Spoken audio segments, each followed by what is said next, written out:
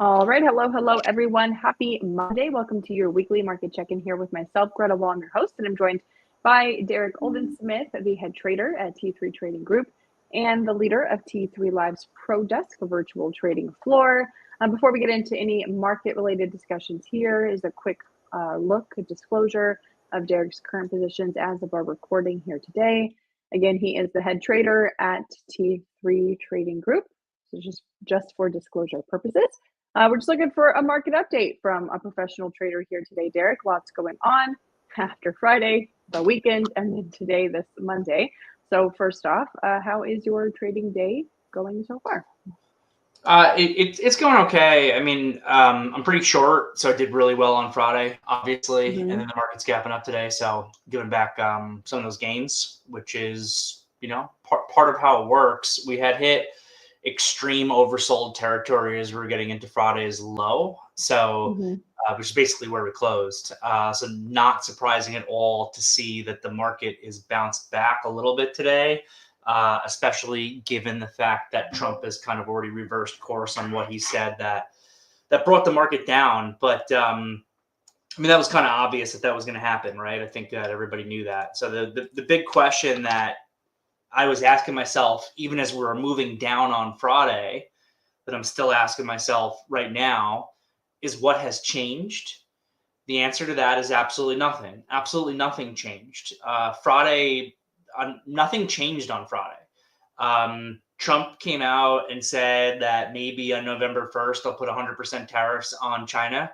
This has been the same rhetoric that we have been seeing for, since February, since March, and nothing has ever happened. So I don't know why the market would think that all of a sudden, when Trump says he's going to put 100% tariffs on China starting on November 1st, and November 1st is 3 weeks away, that he's actually going to end up doing that by the time November 1st has occurred. The track record of there being follow through on those types of announcements when he gives himself time is zero. And, then when, Trump came out and basically said the exact same thing, I think he tweeted, November 1st is an eternity to me. It's like, yeah, obviously that's what we all knew. So if you're asking yourself what has changed between Thursday or Wednesday of last week, when Wednesday we had an all-time high close, versus Friday when we had a large sell down day, versus today where we're retracing some of Friday's move, the answer is absolutely nothing. But that's not what's actually important. What's important was what he said was enough of a catalyst to trigger systematic selling on Friday. That's what's actually important. And it did it in an environment where the corporate buyback bid is not really currently ongoing. And there is still positive gamma, but positive gamma had been reduced. So we're just still in a little bit of like a window of opportunity for the market to go down.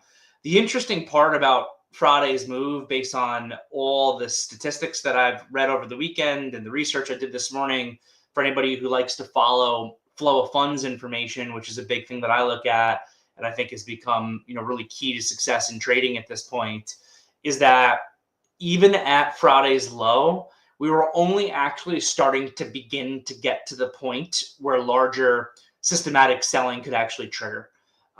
So anywhere between like SPX 6580 through like 6500 is like the golden zone. Like as you can be breaching through that, like 6580 through 6500, you can begin to trigger things. And if this market can never get below 6500, then you probably have a really big problem, and it would probably coincide with the VIX that's getting above 25, and a VIX above 25 should probably accelerate further to the upside. So honestly, the question at this point is, was the selling enough to create enough forced selling at this point where even after Trump has already tacoed out on Sunday, that this market could get back down to Friday's low and even a little bit below Friday's low, which is where SPX 6500 is? If the answer is yes, we can get back down to those levels, then we probably will go much lower. And if the answer is no, then there's a good chance that we kind of go back right into the same price action regime that we've been in for a long time now, which is just kind of a grind up with reduced realized volatility. But Friday we didn't actually see much of a positioning unwind at all. But it brought us to the tip of the iceberg. Can we crash into the tip of the iceberg is the question. I think that there's a possibility that it could happen. Even today with the S&P being up 1.6% right now, that actually will force some selling from the realized volatility community that gauges their exposure based on realized vol. And realized vol had gotten like historically low at the end of last week before this movement hit. I think it was one of the biggest catch-ups that realized vol has played to implied vol or whatever in a really long time. We'll see what happens here. For the moment, I like the idea of looking to short this initial move higher, but as we're speaking right now, there's no signal to actually do so. So that's what I'm looking at. We had a little bit of a signal, I thought, with the lower high that took place at 10:35, 10:40 a.m. this morning, which I called a short out from. But now that we're above that high, I think that you are in a little bit of wait and see mode until this market can give a signal. But I'm not buying this gap up either. Last time you and I talked, we were, of course, in that state of market could not go down, could not get any red days. We were hoping for a red day. Got a couple last week, I think. Like what? Two red days before Friday's big red day. Did that help out with any positioning for you in this market, or any of the charts being able to have some levels to go off of after we got some, down moves and changes versus just the constant grind higher? Yeah, I mean, it was honestly still a constant grind higher. We had 2 down 0.3% days. Like we were down 0.3% on Tuesday, then we made a new all-time high on Wednesday. We were down, I think, 0.3% or 0.25% on Thursday, and then Friday morning before the announcement actually hit, we were almost back at all-time highs again. So there wasn't really anything to derive from that price action in the beginning of the week. Outside of kind of the usual, just been the steady grind higher. And then what we've been waiting for has been any sort of a vol catalyst that could actually create forced selling. Friday was the beginning of it, but like I said, the market's gone up so far that the degree of the selling on Friday really actually only brought you to like the beginning potential part of where the selling could come in. So again, that's what you need to pay attention to is Friday's low at this point, and honestly Friday's high. If Friday's high were to get negated, you are back into 100% full-on bull mode. Right now we're having an inside day, so the inside day provides some value actually for both bulls and bears because it tightens things up a little bit. If you get an inside and down, meaning today's low breaks tomorrow, then you're probably going to get a retest of those important areas I'm talking about. But if you get an inside and up, so Friday's daily chart candle is what I call a penalty box candle, sometimes called a day to take notice of. It's basically a red, which I refer to as a negative Maribozu engulfing candlestick. Those candles rarely get negated in one day. So it's very rare that you see any sort of a large sell-off like we actually saw on Friday with that big red candle where you close on lows, and then the very next trading session you're breaking above that high. That's a very rare situation on any time frame. That's not to say that big red Maribozu candle can't get negated. It would be negated if the price got back above that high. But there's typically one of two ways in which that negation would occur. One is you get further follow through to the downside on the next trading session with a big downside tail. That big downside tail then actually leads the market to go back up and retrace the negative Maribozu and eventually break its high. Or two is with an inside day and an inside and up. So potentially we're getting that inside day here, but I would describe that inside day as neutral. What matters is going to be tomorrow which way that inside day breaks. The inside day breaks to the upside, then you're probably working your way back towards that all-time high again and probably going to get there relatively quickly. If the inside day breaks down, then like I said, we're probably going to be retesting these really important potential sell trigger areas that we were just getting into on Friday at the low. When it came to Friday, it was a big down day, but a down 2%, 3%. And we saw, or I saw at least, tons of people on Twitter talking about how one down day had just totally wrecked them, ruined their career, etc. And there's lots of talk about leverage and margin and all of those things in a market that couldn't stop going up, and then you get one really big down day and a lot of people get wrecked. What are some of the lessons you think more inexperienced traders can learn from a day like Friday and apply it to their future trading to not have such dire effects from one down day? Yeah, it seemed I saw a lot of that too, mostly in the crypto space. It mostly seemed like a lot of crypto people who are, retail crypto traders who probably have access to too much leverage without knowing what they're doing with it because it's completely, an unregulated space, got blown up in one day. There is no possible way that if you've been long the market and you have caught this uptrend, which has just been one of the strongest uptrends I've ever seen, that you have an account that's at zero after one down day. That literally should not be possible. It only means that you are someone who chases price and that you're leveraged to the hilt. So leverage, and that's actually one of the biggest benefits of working with a proprietary trading company like T3 is the leverage that we're able to provide. But leverage is a double-edged sword. Leverage has the capacity to make you a lot of money in a short period of time. It can put you in really good risk-reward setups. It can enable you to implement certain types of strategies that might not be possible to implement otherwise. But risk management also means that, leverage also means that if you're going in with heavy leverage and you don't have a game plan in place for risk management, it's a phenomenal way to lose a lot of money in a short period of time. So the key to success in the trading business, even if you're just in a cash account, but the more leverage you have, the more this becomes the truth, is your risk management. The number one reason why people do not become successful as traders is because of a failure to manage risk and manage money over time. That's the number one reason, repeated constantly. And when you've got leverage on and you just think, okay, I can just ride the market up forever and we never pull back more than 0.3%. So I should be at, 100x leverage and never ever reduce that. It's just going to be a matter of time before you actually blow up. So yeah, that's a big part of trading. You need to know how to manage risk. When it came to Friday, you had a lot of shorts on over the past few weeks when the market was just continuing to go higher and higher. I assume many of those shorts probably worked out for you on a Friday, on a day like Friday. So when it comes to taking profits, managing those positions when they work out, how did you navigate the day on Friday? Friday was the second best day of my career, so that's always something to get that. Wow. I've been looking for this down move for a while. Definitely giving back a percentage of it today, though. The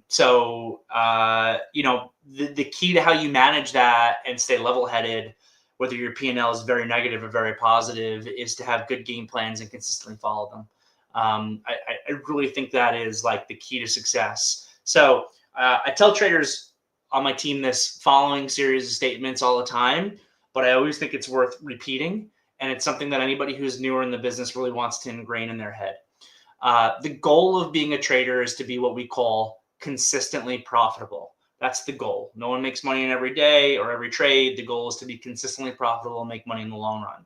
The only way that you can be consistently profitable in trading is to be consistent in regards to your actions to the market. If you're doing different things all willy-nilly and different strategies every other day, there's not going to be any consistency there. You will not become a consistently profitable trader. The only way that you can be consistent in regards to your actions to the market is if you have rules that govern everything that you do for every situation that you might find yourself in. Those rules are then manifested in the game plan that you take for any trade. So any trade that you take should have a game plan. That the game plan is based on your rules that formulate your edge in trading that make you consistently profitable. But that game plan should include how you enter positions, how you exit positions for a loss in terms of risk management, how you how you exit positions for a gain in terms of reward maximization. So, for me, if I'm having a really good day like I did on Friday, or not as good day, I'm just heavily reliant on those game plans. I don't want to let the exuberance of a good day cause me to then start making mistakes. We call it being profit drunk.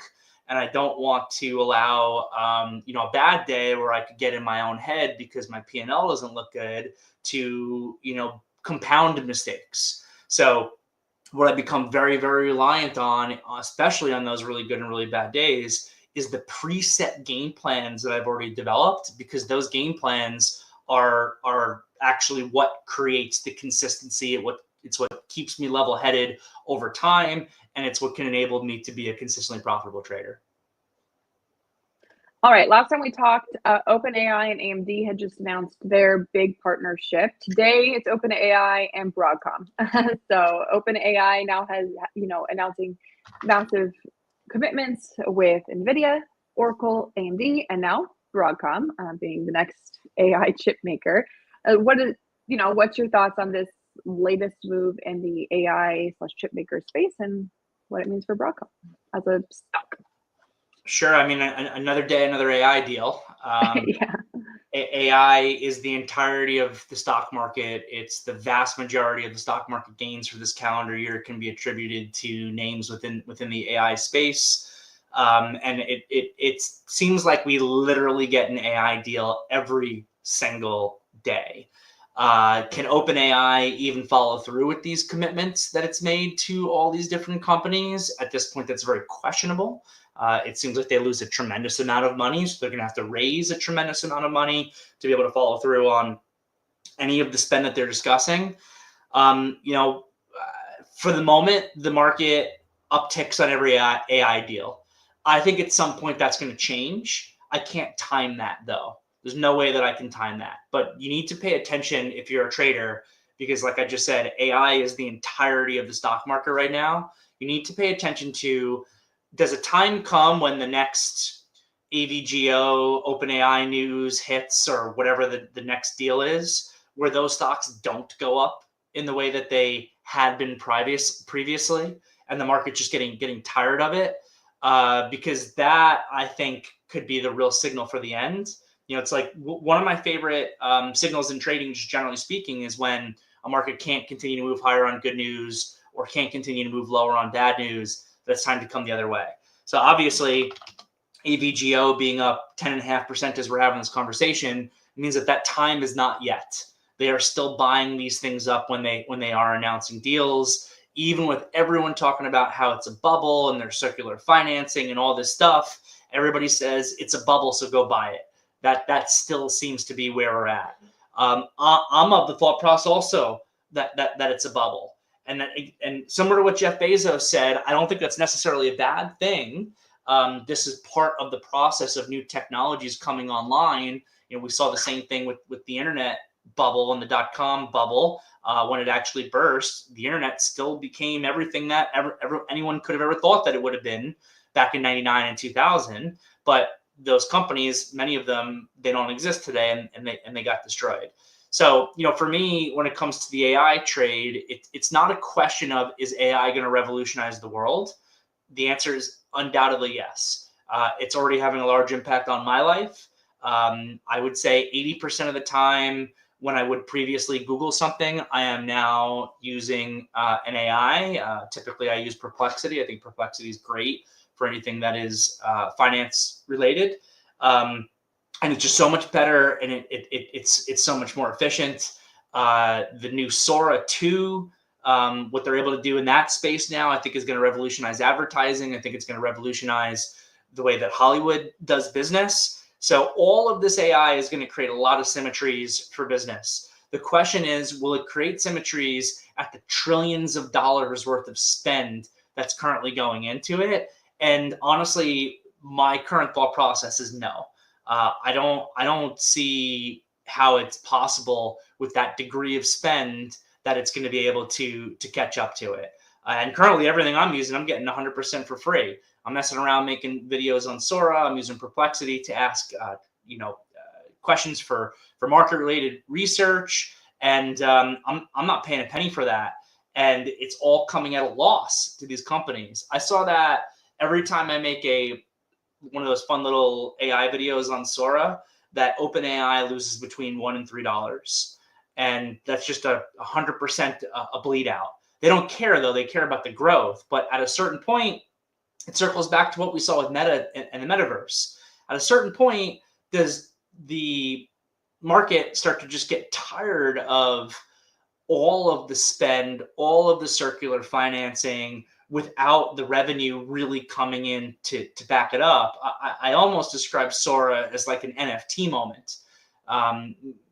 Maybe I'm not exactly comparing apples to apples here. And again, I do think that like a Sora is going to benefit advertising and Hollywood, but like, to me, this is just like a I don't know, it's worthless. It's just like a fun little thing that I could play around with to send like a stupid video to my friends in the same way I might send them like a Bitmoji or something like that. It's all the same thing, but at just a massive cost, and a massive cost of power also, which is a bit of a problem. So again, to circle back on what I'm looking for is, when do we get the OpenAI deal with whatever company, and that company isn't able to go up on that news? Then it shows you that we're just tired of this, and then I don't think you want to be long any of those names. But right now, we are still seeing that they're buying it up on it.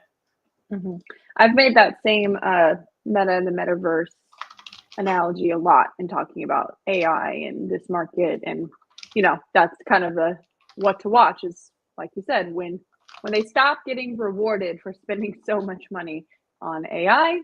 Definitely a signal for this market.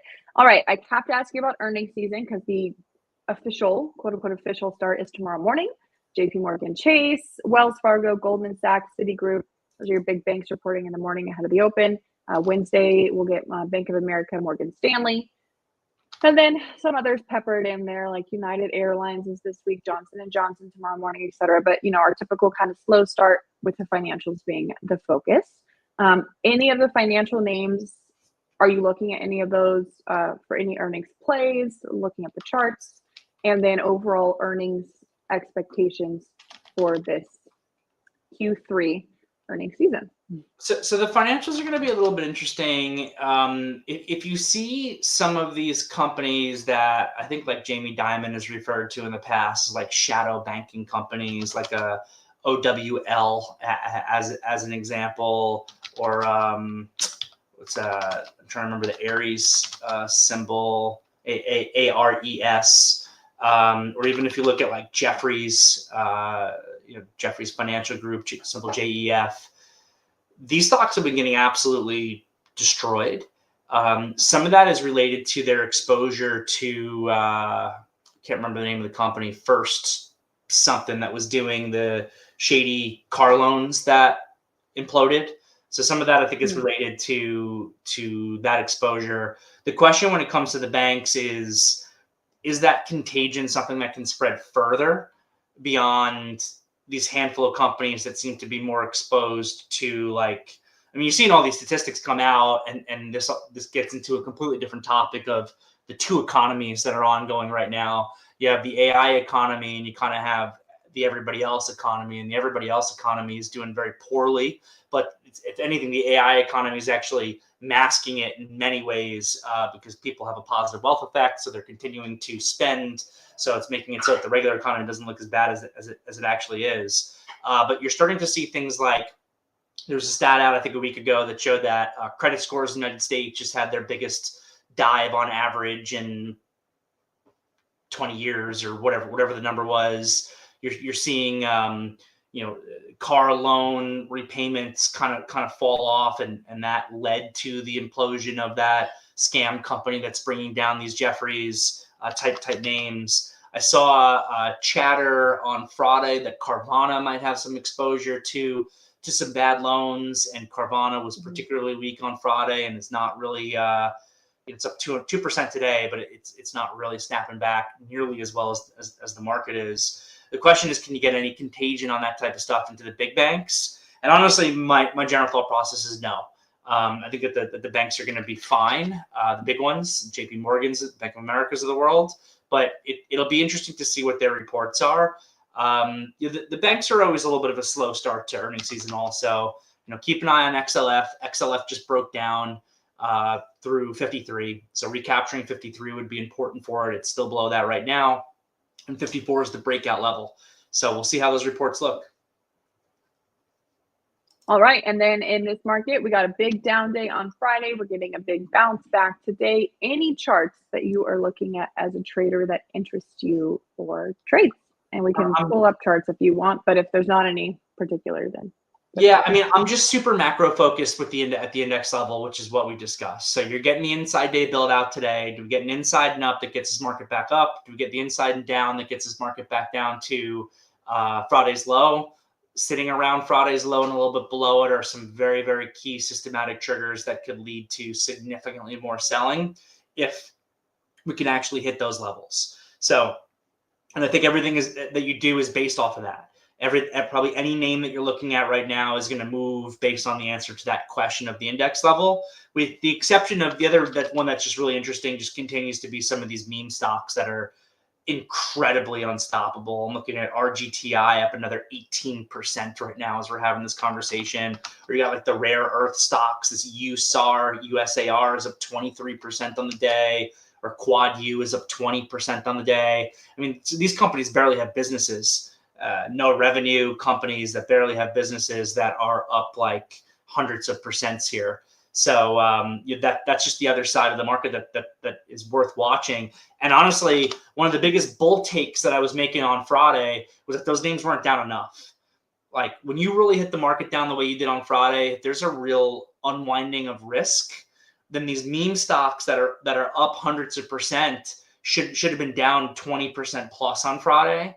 And it almost seemed like they were forced down a little bit because of the market when they wanted to be higher. And then it's no surprise then to see that a lot of them are actually already well above Friday's high, which is pretty incredible. And it shows that the bull sentiment is still very, very much here, especially in the retail space. Friday was not enough to hit retail down at all. I think we're still seeing record call buying volume coming in on Friday, and it's probably continuing through today. One thing I didn't ask you about, we are entering week 3 of government shutdown. Market doesn't really seem to care. And the market doesn't like uncertainty. That's like, we know that. Markets like certainty, not uncertainty, etc. We're missing a ton of economic data at this point. We didn't get a jobs report. We didn't get a bunch of numbers last week. We're probably not going to get a PPI this week. The CPI has been moved to next Friday to hopefully maybe the government will be open and we'll get it. Housing market data this week is probably not happening, etc. So we'll get a flush of data when the government eventually reopens. Do you feel like the market is just operating from the standpoint of, well, eventually it'll reopen and it's not that big of a deal? All these other things are happening, these AI deals, Trump's tweets about China, that's what we need to focus on. And the government shutdown is just there. Yeah, I think that the market's actually just gotten a lot smarter than it ever was previously. There used to be things that hit the market down that don't hit the market down anymore. There used to be this is a perfect example of it, right? All the data shows that when you get a government shutdown, you lose GDP up front, you gain it out back. And all the trading data had historically showed until this time around that you like sell off into the government shutdown and then you stabilize as the government shuts down and you get bought back up after the government reopens. And market participants at this point are like, well, why do I even bother selling when this news is irrelevant because it doesn't actually hurt GDP and everything's going to go right back up anyway. So now you don't even get the sell portion of it. But the question is there a time, an amount of time where the government being shut down actually does begin to have a real world economic impact that you don't just get back in the following quarter? And I've seen various conflicting research about it, to be honest. I've seen some things say that once you get past the 2-week point, that it actually starts to have some degree of more irreparable damage on the economy. I've seen other stats that say you have to go as far as a month. So we're only around that 2-week point now. So we were only starting to get to the point right now where you would expect maybe the market might begin to care about this, but it's still very early game on that. And obviously what we're visibly seeing is that the market still at this point does not care.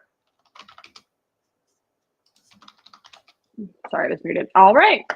Derrick is a real trader. I want to let him get back to it because obviously lots happening in this market. If you'd like to get his free ebook about prop trading, the benefits of prop trading, and how you can work with Derrick himself and the team, you can go to t3live.com/DO live. Again, that's a totally free ebook written by Derrick. t3live.com/DO live. Derrick, have a great rest of your trading week. I hope you get some more excitement. I gave you that last week as we left. I hope you get some down days and some excitement, and you got it. So maybe it'll happen this week as well. Have a good one, and we'll talk next week. Appreciate it, Greta. See you next time. All right, bye.